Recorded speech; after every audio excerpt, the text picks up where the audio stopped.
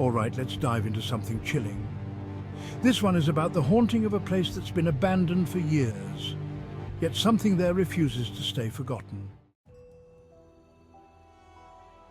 The small town of Briarwood had always been quiet, its few dozen residents living their lives under the peaceful shadow of the surrounding woods.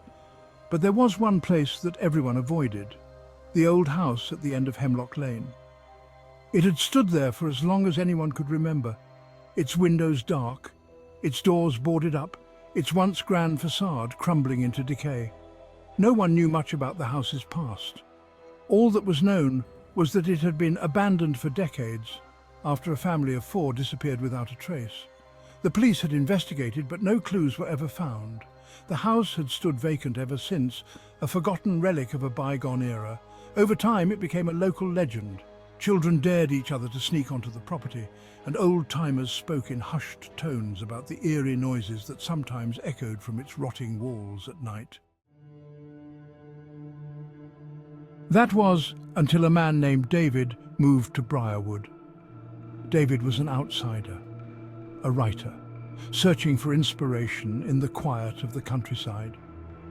He had heard the rumors about the house on Hemlock Lane, but being the skeptical type, he didn't believe in ghosts or supernatural stories.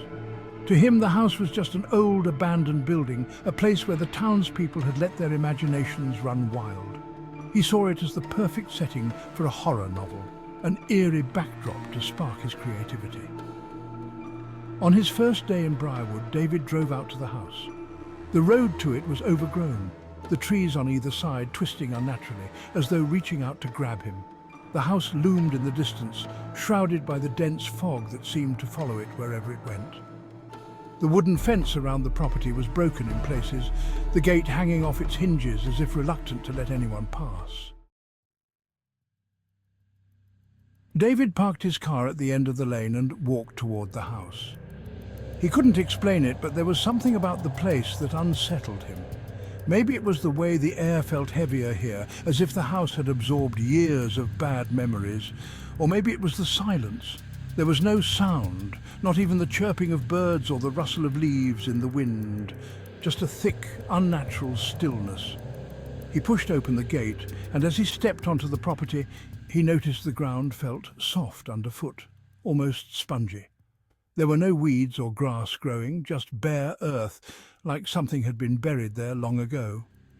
The front door of the house was slightly ajar, as though inviting him in. David hesitated for a moment, but his curiosity overpowered his caution. He entered the house, his footsteps creaking on the rotting wooden floors. The interior was just as decayed as the exterior. Dust covered every surface, and cobwebs hung in the corners like forgotten memories. Faded wallpaper peeled off the walls, and the furniture was covered in thick sheets, as though the family who had lived there had simply vanished in the middle of their lives. He began to explore the house, his mind racing with ideas for his novel. The eerie atmosphere was perfect. But as he moved from room to room, something began to feel off.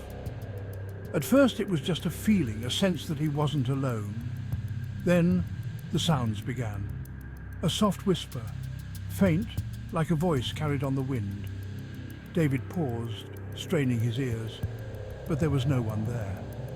He continued on, trying to shake the feeling that the house was somehow watching him. Then he found it, the attic.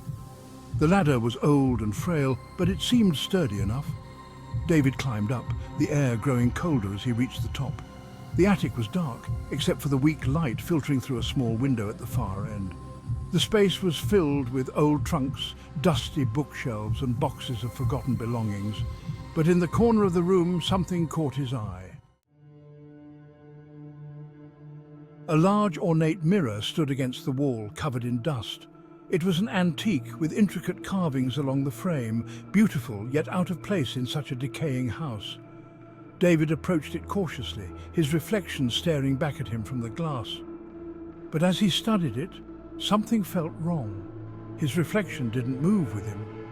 He took a step back, watching as his reflection remained frozen, a second behind his own movements. The hair on the back of his neck stood up, He reached out to touch the glass, and just as his fingers made contact, the reflection. David jerked his hand back, heart racing. He spun around, but the attic was empty. There was no one there, no one else in the house, but the feeling of being watched only grew stronger. Suddenly, the door to the attic slammed shut behind him. David's breath caught in his throat. The room went cold, colder than it had been before. He reached for the door handle, but it wouldn't budge. It was as though something or someone was holding it shut from the other side. Then from the corner of the room, he heard the sound of footsteps, slow, dragging footsteps. They were faint at first, but they grew louder, closer. His pulse quickened. He turned, expecting to see something, anything, but the attic was still empty. The footsteps continued, growing nearer and nearer, until they were right behind him. David spun around, heart pounding in his chest, but the attic was still vacant, except for the mirror. He took a step forward and found himself staring into the glass once again. This time, his reflection was him. It was the family. The same family who had disappeared all those years ago, mother, father, 2 children, standing silently in the reflection.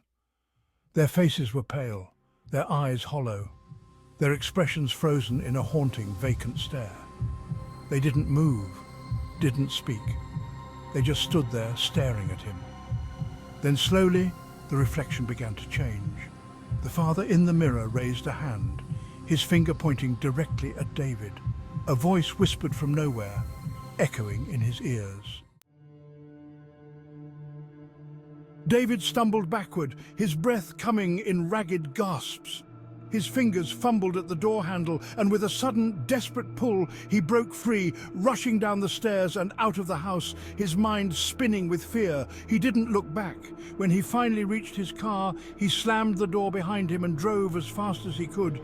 The image of the family's staring eyes burned into his mind. The town of Briarwood was still small, still quiet, but David knew now that there were some things, some places that should never be explored. The house on Hemlock Lane still stands to this day, waiting for the next curious soul to uncover its secrets.